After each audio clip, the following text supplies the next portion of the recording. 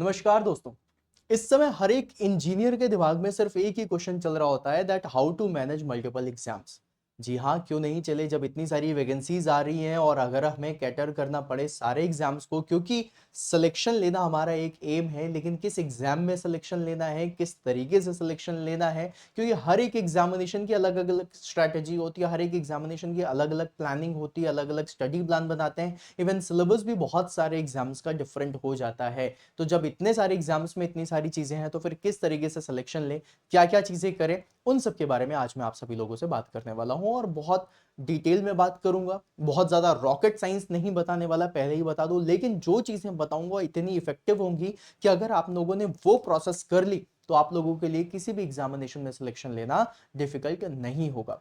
जी हाँ दोस्तों, मैं वही हूं जिसने 8 एग्जामिनेशंस में फेलियर देखा था और उसके बाद लगातार 13 एग्जाम्स क्लियर करे थे। जी हाँ, मैं आज आपको अपनी स्टोरी बताने वाला हूं और साथ में आपको अपनी तैयारी की टेक्निक बताने वाला हूं। मैं आपको कोई ऐसी चीज नहीं बताऊंगा जो हाइपोथेटिकल हो, मैं आपको वो सारी चीजें बताऊंगा जिससे मैंने लाइन से 13 एग्जामिनेशंस क्लियर किए थे। तो सबसे पहले हमारे दिमाग में यही आता है कि मल्टीपल एग्जाम्स को कैटर करना है, मल्टीपल एग्जाम्स को मैनेज करना है, तो उसके लिए क्या किया जाए। देखो दोस्तों, अगर आप लोग ये सेशन देख रहे हो इसका मतलब है कि आप लोगों ने मल्टीपल एग्जाम्स में फेलियर देखा हुआ है। आप लोगों ने मल्टीपल प्रेशर्स को झेला हुआ है, चाहे वो फैमिली प्रेशर हो, चाहे वो एग्जाम का प्रेशर हो, चाहे वो करियर का प्रेशर हो, चाहे वो सोसाइटल प्रेशर हो, चाहे वो अगर आपके कोई पार्टनर हैं तो पार्टनर का प्रेशर हो। बहुत सारे प्रेशर हैं और एक साथ आप उस प्रेशर को हैंडल भी कर रहे हो। बहुत सारे एग्जाम्स में सिलेक्शन नहीं हुआ और उसके बाद जो डिमोटिवेशन आया आप उसको भी हैंडल कर रहे हो।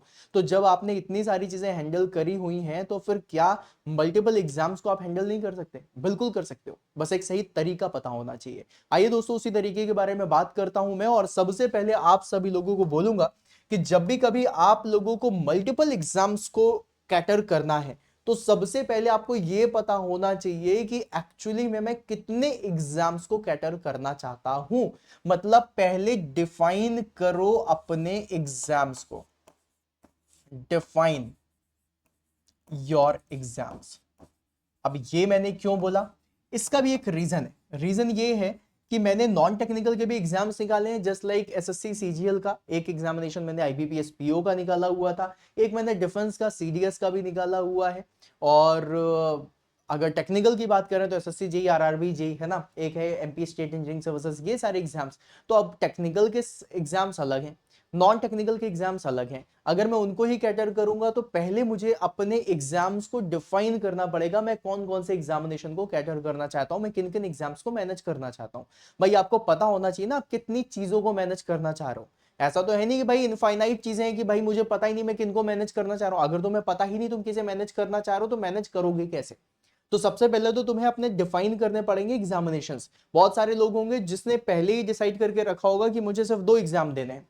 बहुत सारे स्टूडेंट्स होंगे जिसने सोचा होगा कि एई लेवल पे आने वाले जितने एग्जाम होंगे मैं वो दूंगा। बहुत सारे स्टूडेंट्स होंगे जो ये सोच रहे होंगे कि नॉन टेक्निकल भी दूंगा, टेक्निकल भी दूंगा, कोई भी एग्जाम हो मैं सारे एग्जाम्स दूंगा। आप लोगों ने बहुत सारी प्लानिंग करके रखी है, लेकिन सबसे पहले आपको डिफाइन करना पड़ेगा कि आप कौन कौन से एग्जाम्स को देना चाहते हो। अगर आप सारे के सारे ऑल एज एग्जाम्स को देना चाहते हो तो स्ट्रैटेजी को थोड़ा सा डिफरेंट करना पड़ेगा। अगर आप सिर्फ नॉन टेक्निकल के एग्जाम्स देना चाहते हो तो उसकी स्ट्रैटेजी को थोड़ा और अलग बनाना पड़ेगा। ऑल दो बेस सबका सेम होगा, लेकिन आपको पता होना चाहिए कौन कौन से एग्जामिनेशन को आप कैटर कर रहे हो। सबसे पहली चीज जो आपको बताना चाहूंगा वो ये बताना चाहूंगा कि सबसे पहले एग्जाम्स को आप कैटर करो, आप डिफाइन करो। फॉर एग्जाम्पल मान लीजिए मैं लगातार लाइन से 5 एग्जाम्स को कैटर करता हुआ जा रहा हूं, ठीक है। ऑल्दो ऐसा करना बहुत ज्यादा डिफिकल्ट नहीं होता, लेकिन बात ये वाली है कि हम कंफ्यूज हो जाते हैं। फॉर एग्जांपल मान लो मैंने 5 एग्जाम्स को कैटर करना है, SSC JE RRB JE UP triple SC JE NHPC भी कर रहा हूं, आईओसीएल भी कर रहा हूं और डीडीए जेई भी कर रहा हूं, मैं सारे एग्जाम्स को कैटर कर रहा हूं। तो अब आप लोगों को सबसे पहले ये देखना है कि मैंने कौन से एग्जाम्स लिए, क्या सारे टेक्निकल एग्जाम्स हैं, क्या इसमें नॉन टेक्निकल भी आ रहा है, क्या इसमें कुछ एक्स्ट्रा कोई सब्जेक्ट्स हैं वो भी पूछे जा रहे हैं। ये सारी चीजें आपको पता होनी चाहिए। अब इसके लिए दूसरी चीज क्या है, दूसरा point, find the odd ones, right. अब जो मैंने ऑड वंस के बारे में बात करी है ये क्या होते हैं, इसको समझते हैं। देखो दोस्तों, जब आप लोग किसी भी एग्जामिनेशन को कैटर करने जाते हो, किसी भी एग्जाम को, और अगर आप लोग किसी एक स्ट्रीम से हैं, तो अगर मैं टेक्निकल की बात करूं तो 90% सिलेबस ऑलमोस्ट सेम होता है सारे एग्जाम्स का। 90%। सिर्फ 10% में वो खेलते हैं। जैसे एसएससी जे में थ्योरी ऑफ मशीन पूछ रहे हैं तो आरआरबी जे में थ्योरी ऑफ मशीन नहीं पूछेंगे। आप समझ रहे हो? तो मतलब आपको ये पता होना चाहिए कौन से सब्जेक्ट कौन से एग्जामिनेशन में पूछे जा रहे हैं, उनका कितना वेटेज होने वाला है और किस तरीके से आप उसमें आगे बढ़ सकते हो, उसका सिलेबस क्या क्या है। अब जब आप लोगों ने फाइंड द ऑड वंस करे, अब ऑड वंस कहने का मतलब है जैसे कि फॉर एग्जांपल मान लो मैं एसएससी जी और आरआरबी जेई को कैटर कर रहा हूं, यहां पर आप लोगों के जो ऑड वन है वो क्या है, थ्योरी ऑफ मशीन। मतलब theory of machine SSC JE में भी पूछा जा रहा है लेकिन आरआरबी जेई में नहीं पूछा जा रहा। अब आपको सबसे पहले ऑड वंस निकाल लेना है। अब जब आप लोगों ने ऑड वंस निकाले तो आपको पता चल जाएगा कि अच्छा ये चीज है जो कॉमन नहीं है, इसके अलावा बाकी जितनी चीजें हैं वो कॉमन है। मतलब मैं अगर तैयारी कर रहा हूं किसी भी इन 5 एग्जाम की या इन 4 एग्जाम की या इन 2 एग्जाम्स की, तो ये कॉमन सब्जेक्ट्स हैं जो मुझे पढ़ने ही पढ़ने हैं, जो आपके इस एग्जाम में भी पूछे जाएंगे, आपके इस एग्जामिनेशन में भी पूछे जाएंगे। मतलब ये आपने कॉमन निकाल ली। आप कॉमन निकालने जाओगे तो बहुत ज्यादा टाइम लगेगा, इसलिए मैं हमेशा ऑड वंस निकालता हूं कि भाई जो कॉमन नहीं है, जो डिफरेंट है, उसको पहले बाहर निकाल लो। ठीक है, अब तुम्हें पता चल जाएगा कि भाई मुझे यहां पर ये जो सिलेबस दिया हुआ है, इस सिलेबस को मुझे पढ़ना है और ये जो है ये एग्जाम स्पेसिफिक है, ये क्या है, कॉमन है। राइट, कॉमन हो गया और ये क्या हो गया, एग्जाम स्पेसिफिक हो गया। देखो ये आपको करना पड़ेगा, ये मैंने भी करा था, मेरी प्लानिंग बहुत तगड़े लेवल पे गई थी क्योंकि मैंने एग्जाम स्पेसिफिक तरीके से चला और मुझे समझ में आ गया कि मुझे किस तरीके से एग्जाम को हेल्प करना है। राइट, अब जो कॉमन है, अब कॉमन को भी कैसे बनाया जाए। अब आपका अगर मैं बोलूं strength of material, strength of material आपका आरआरबी जेई में भी आ रहा है, स्ट्रेंथ ऑफ मटेरियल आपका एसएससी जेई में भी आ रहा है। अब आप इन दोनों को कैटर कर रहे हो तो क्या करूं। अब मैंने क्या किया, मैंने एक तीसरा पॉइंट बनाया, मैंने सिलेबस कर दिया combine, combine all the common syllabus.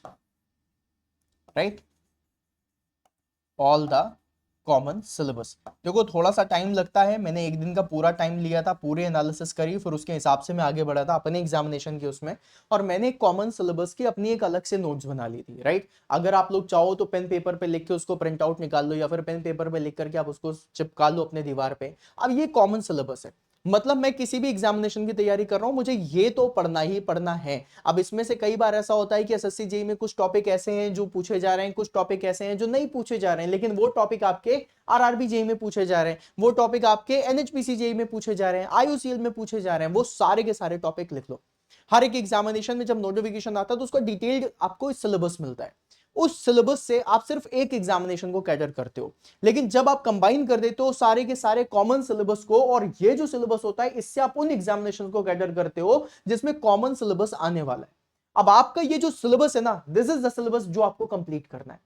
ये एक ऐसा सिलेबस है, अगर आपने ये सिलेबस कंप्लीट कर लिया तो आप सारे एग्जामिनेशंस के सिलेबस को कंप्लीट करते हुए चले जाओगे। तो आपके दिमाग में सबसे पहले तो ये होना चाहिए कि भाई मुझे पूरे के पूरे जितने भी सिलेबस हैं, जितने भी एग्जाम लिख लिए एग्जाम, भाई ये 5 एग्जाम है, इन 5 एग्जामिनेशन में जो कॉमन टॉपिक्स हैं, जो सारी चीजें हैं, उनमें से भी आपने एक पूरा ए टू जेड का पूरा सिलेबस बना लिया कि भाई मुझे ये भी पढ़ना है, ये भी पढ़ना है, ये भी पढ़ना है, ये भी पढ़ना है, ये भी पढ़ना है। और अगर मैंने ये पूरा का पूरा सिलेबस पढ़ लिया तो मेरा ये इन सारे एग्जाम्स को मैं कैटर कर सकता हूं। समझ आया? तो मतलब कहने का क्या हो जाता है। अब आपको एक चीज और बता दूं, 90% सिलेबस सेम होता है, मतलब कुछ कुछ 10% चीजें हैं जो आपकी डिफरेंट होती हैं।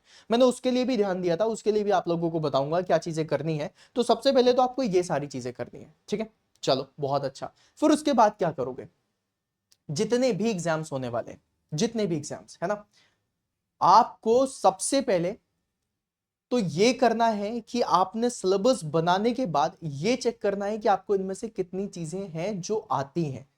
मैं इस चीज के बारे में आप लोग को बताऊंगा, आप लोगों ने कॉलेज में भी पढ़ा हुआ है, आप लोग प्रिपरेशन टाइम भी आप लोगों ने पढ़ा है और आप लोग बहुत बढ़िया तरीके से पढ़ते हुए जा रहे हो। उसमें से आपको ये नोट करना है कि मुझे क्या क्या चीजें आती हैं और मैंने क्या क्या चीजें अभी तक छोड़ रखी हैं जो नहीं पढ़ा है। अब आप लोगों ने जब पूरा का पूरा सिलेबस बनाया, उस सिलेबस में से आप लोगों ने हाईलाइट कर लेना है। जैसे कि फॉर एग्जांपल मैंने हाईलाइट कर दिया कि मुझे ये भी आता है, मुझे ये भी आता है, मुझे ये भी आता है, मुझे ये नहीं आता, मुझे ये भी नहीं आता, मुझे ये आता है। मतलब ये चीज ऐसी है जो मैंने नहीं पढ़ी है। Just focus on those things जो आपने नहीं पढ़ा है, क्योंकि आपने ये कभी ना कभी पढ़ के रखा है, थोड़ा बहुत नॉलेज इसके बारे में है, लेकिन ये जो टॉपिक्स लिखे हुए हैं जिसको मैंने हाईलाइट नहीं करा, ये ऐसे टॉपिक्स हैं जिसको मैंने कभी नहीं पढ़ा, इसके बारे में तो मुझे कोई नॉलेज नहीं है, लेकिन ये एग्जाम में आने वाला है। अगर आप लोग बहुत सारे एग्जाम्स को कैटर कर रहे हो then you need to understand कि भाई जितना भी मैंने अपना अपना खुद का जो मैंने बड़ा सा सिलेबस बनाया उसको मुझे फिनिश करना है, और उसको फिनिश करने के लिए ये टॉपिक है जो मैंने नहीं पढ़े, जो मुझे पढ़ने पड़ेंगे, तभी जाकर के मैं अपने पूरे सिलेबस को कंप्लीट करूंगा। आप जब भी कभी किसी भी एग्जाम की तैयारी करते हो, अगर कोई फैकल्टी के साथ भी आप कनेक्टेड और उस एग्जाम की तैयारी कर रहे हो, तो आपका एक जो मेन मोटो होता है वो किसी एक पर्टिकुलर एग्जाम का होता है, राइट। लेकिन अगर आप बहुत सारे एग्जाम्स को कैटर कर रहे हो तो आपके पास ये चीजें होनी चाहिए कि भाई मुझे ये भी कंप्लीट करना है, ये भी करना है, ये भी करना है, ये भी करना है, ये भी करना है, ये भी करना है, ठीक है। अब आपने सारा का सारा सिलेबस जितना था सब पढ़ डाला बढ़िया तरीके से, जो चीजें नहीं थी वो भी कंप्लीट कर ली, ये भी कर लिया, ये भी कर लिया, ये भी कर लिया। मतलब अब मेरा जो कॉमन सिलेबस था वो मेरा कंप्लीट हो गया। जब आपका ये जो कॉमन सिलेबस कंप्लीट हो जाएगा ना बेटा, इसके बाद पता है क्या होता है, इसके बाद आपने सिर्फ और सिर्फ यहां पे रिवाइज करना है। आपने सिर्फ और सिर्फ रिवाइज करना है, क्योंकि आपने सिलेबस अपना पूरा कंप्लीट कर लिया। आपके पास नोट्स भी हैं, आपके पास सारी चीजें, अब आपको रिवाइज करना है। रिवाइज आप क्वेश्चंस के थ्रू करो, आप लोग ब्लैंक पेपर पे लिखने के थ्रू करो, जो मैंने आपको टेक्निक बताई थी उसके थ्रू कर लो, या फिर आप लोग जितनी भी चीजें हैं रिवाइज करने की उनके थ्रू आप लोग रिवीजन करना शुरू करो। अभी हम एग्जाम स्पेसिफिक में नहीं गए।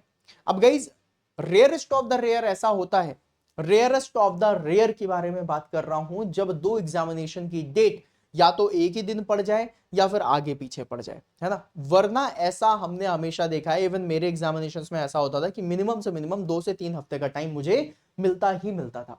अब मैंने जो कॉमन सिलेबस है वो तो कंप्लीट कर लिया, और जो ऑड वंस है उनको मैंने क्या कर दिया, बाहर निकाल लिया। अब ये जो 2 से 3 हफ्ते का टाइम मिलता है, उस 2 से 3 हफ्ते के टाइम में जो मेरा एग्जाम स्पेसिफिक मटेरियल है मैं उसको स्टडी करता हूं, और साथ में इसका रिवीजन करता रहता हूं, क्योंकि ये तो आना ही आना है, राइट। और ये क्या है, ये एग्जाम स्पेसिफिक है। और आप लोग जब ये सारी चीजें कर रहे होगे ना, उस समय आप लोगों को क्वेश्चन प्रैक्टिस भी बहुत ध्यान से करनी है। देखो मैं हमेशा क्यों बोलता हूं क्वेश्चंस की प्रैक्टिस के लिए, क्योंकि क्वेश्चन की प्रैक्टिस से आपको यह पता चलता है कि जितनी भी चीजें आपने पढ़ी हैं वो आपके दिमाग में तो आ गई, लेकिन उसका उपयोग कैसे करूं। भाई सिंपल सी बात है, कार चलाने के लिए आपने YouTube में वीडियो देख लिया कि भाई ये क्लच है, ये गियर है, ये एक्सीलरेटर है, ये स्टीयरिंग है, पहले गियर लगाया पहले गियर में, फिर उसके बाद क्लच और एक्सीलरेटर के कॉम्बिनेशन में क्लच छोड़ा, एक्सीलरेटर बढ़ाया और स्टीयरिंग से हमने गाड़ी आगे बढ़ा ली। ये सारी चीजें हमने पढ़ ली हैं, ये सारी चीजें हमारे दिमाग में, हाँ ऐसे ही करना है। लेकिन जब तक तुम क्वेश्चन की प्रैक्टिस नहीं करोगे तब तक अपने थ्योरेटिकल नॉलेज को प्रैक्टिकल नॉलेज में कन्वर्ट नहीं कर पाओगे। तो क्वेश्चन की प्रैक्टिस करना शुरू कर दो। अब क्वेश्चन की जितनी ज्यादा से ज्यादा प्रैक्टिस कर सकते हो उतनी ज्यादा से ज्यादा प्रैक्टिस करो। उस जब तुम क्वेश्चन की प्रैक्टिस करोगे उसमें तुम्हें पता चलेगा कौन से क्वेश्चन सिंपल हैं जो तुमसे एक बार में ही बन गए, कौन से क्वेश्चन टफ हैं जिसमें तुम्हें थोड़ा दिमाग लगाना पड़ा। जो भी चीजें उसमें तुम स्टार लगा लो। मेरी बुक में हमेशा मेरे क्वेश्चंस में स्टार मिलता है, जिन बुक्स की मैं तैयारी करता हूं, और उसमें 1 स्टार 2 स्टार और 3 स्टार लगाता हूं, है ना। 1 star problem, 2 star problem, 3 star problem. अब क्या होता है जब मैं रिवाइज करने बैठता हूं तो जो 1 स्टार प्रॉब्लम है वो तो मुझसे बननी है क्योंकि वो बहुत सिंपल थी इसीलिए मुझसे बन गई। जो 3 स्टार प्रॉब्लम से उससे रिवीजन में शुरू करता हूं। देखो बेटा अगर आज की डेट में तुमने टफ टास्क पे महारत हासिल कर ली तो सिंपल तो तुमसे बनना ही बनना है, ये फैक्ट है। तो टफ चीजों के ऊपर ज्यादा जाने की कोशिश करो। एग्जाम स्पेसिफिक जब भी कभी कोई एग्जाम आ रहा है, जैसे कि फॉर एग्जांपल एसएससी जेई का एग्जाम आ रहा है, जब एसएससी जेई का एग्जाम आ रहा है उसमें थ्योरी ऑफ मशीन भी आ रही है, तो थ्योरी ऑफ मशीन को भी ऐड ऑन करो इसी कॉमन सिलेबस के साथ और पढ़ डालो, राइट, है ना, क्योंकि तुमने ऑड वन में बना के रखा हुआ है। और जब आरआरबी जेई आ रहा है तो कॉमन सिलेबस पढ़ना है, थ्योरी ऑफ मशीन नहीं पढ़नी, ताकि आप लोगों का टाइम बचता हुआ चला जाए और आपको पता चलता रहे कि मुझे क्या क्या करना है। और जब एग्जामिनेशन बिल्कुल नजदीक में आ जाता था, जब मेरा लगभग 15 दिन या फिर 17-18 दिन बचते थे किसी एक एग्जामिनेशन के, तो मैं ऑड वन वाली जितने भी एग्जाम स्पेसिफिक चीजें होती थी वो पढ़ता था, साथ में इनकी प्रैक्टिस करता था, क्वेश्चंस की मॉक लगाता था और जाकर के एग्जाम देने चला जाता था। और मॉक लगाते समय भी आपको ये वाली चीज का ध्यान देना है कि भाई जितने भी क्वेश्चन आपसे बन रहे हैं वो अगर आज बन रहे हैं तो आपसे कल भी बनेंगे, लेकिन जो क्वेश्चन आपसे आज नहीं बन रहा है अगर मैंने उसकी प्रॉपर प्रैक्टिस कर ली तो वो एग्जामिनेशन में मुझसे कल बनने लग जाएगा और उसके बाद मैं बढ़िया तरीके से तैयारी कर लूंगा। तो आप लोगों को गाइस इस तरीके से चलना है जहां पर आपका खुद का एक सिलेबस होगा, आपका खुद का एक मतलब प्रॉपर बही खाता बना लो कि भाई मुझे ये चीजें कंप्लीट करनी है। मैं एक एग्जामिनेशन को कैटर नहीं कर रहा, मैं सारे एग्जाम्स को कैटर कर रहा हूं। अगर तुम चाहो तो यहां पर 5 की जगह 7 एग्जाम्स ऐड कर सकते हो, ठीक है। नॉन टेक्निकल में भी यही करना है। नॉन टेक्निकल में कई जगह इंग्लिश आती है, कई जगह इंग्लिश नहीं आती, कई जगह आपका करंट अफेयर आता है, कई जगह करंट अफेयर नहीं आता, कई जगह इन्वायरमेंट के क्वेश्चन आते हैं, कई जगह साइंस के क्वेश्चन आते हैं। आप लोगों को ऑड वन करना है कि भाई क्या क्या चीजें हैं जो इस एग्जाम से स्पेसिफिक हो रही हैं, और बाकी ये जो कॉमन है वो तो मुझे पढ़ना ही पढ़ना है। इस तरीके से तैयारी करो, तुम्हें देखना, तुम्हें समझ में आएगा कि भाई मुझे क्या क्या चीजें करनी है, किस तरीके से मुझे आगे बढ़ना है। अब अगर मैं फैमिली प्रेशर की बात करूं, सोसाइटल प्रेशर की बात करूं, या फिर किसी भी प्रेशर की बात करूं, कैसे हैंडल करते हो? कोई रॉकेट साइंस थोड़ी ना लगा रहे हो।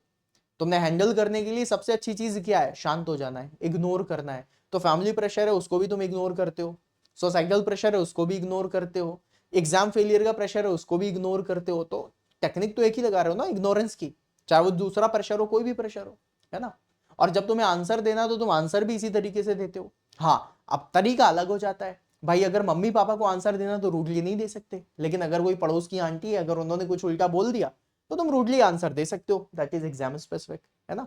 मम्मी पापा हैं स्पेसिफिकली तो तुम उसमें आंसर अलग दोगे, आंटी है तो आंसर कुछ और दोगे, पार्टनर है तो उनको और अलग तरीके से आंसर दोगे। तो ये एग्जाम स्पेसिफिक। तो जब एग्जाम स्पेसिफिक होगा कि भैया मुझे इनको आंसर देना है तो फिर मैं इस तरीके से दूंगा, मुझे इनको आंसर देना है तो मैं ऐसे दूंगा। इसी तरीके से जब मैं इस एग्जामिनेशन की तैयारी कर रहा हूं, अब ये एग्जाम मेरा सर पे आ गया, मैंने तो सब पढ़ के रखा हुआ है, अब मुझे ये वाला एग्जाम देना, तो मैं फिर इसके बारे में सोचूंगा 2 से 3 हफ्ते, बस, ज्यादा नहीं।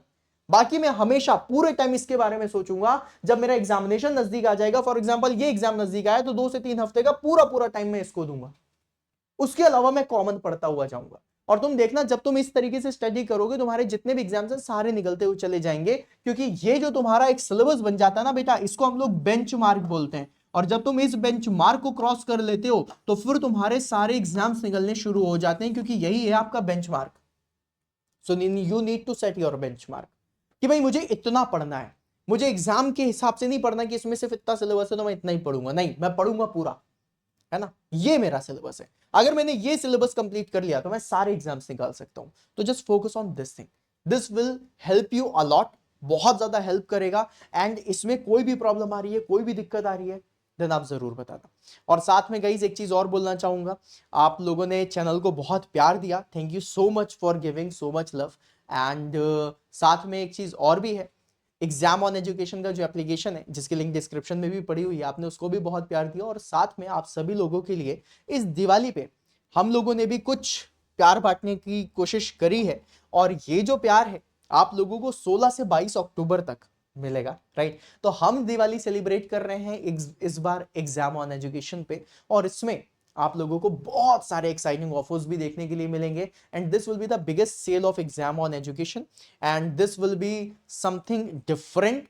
और यहां पर आपको बहुत सारी चीजें एक्स्ट्रा देखने के लिए मिलेंगी। अलोंग विद दैट आपको बता दूं, अगर आप लोगों की कोई इच्छा है कि सर मैं चाहता हूं दिवाली सेलिब्रेशन में ये भी हो, तो उसके लिए आप कमेंट बॉक्स में जरूर बताइएगा। हम 16 से 22 अक्टूबर के बीच में जो हमारा सेलिब्रेशन होगा उसमें हम वो चीज भी आपको प्रोवाइड कराने की कोशिश जरूर करेंगे। And there will be a lot of exciting offers. तो 16 से 22 अक्टूबर आग लगा देते हैं, ठीक है। तो चलो गाइज मिलते हैं फिर अपन नेक्स्ट सेशन में। अगर सेशन अच्छा लगा हो तो सेशन को लाइक कर देना, कोई डाउट हो तो उसको जरूर कमेंट बॉक्स में पूछना, और चैनल सब्सक्राइब कर लेना। एग्जाम ऑन एजुकेशन के एप्लीकेशन को जरूर डाउनलोड करना। मिलेंगे हम नेक्स्ट सेशन में, तब तक के लिए बाय बाय।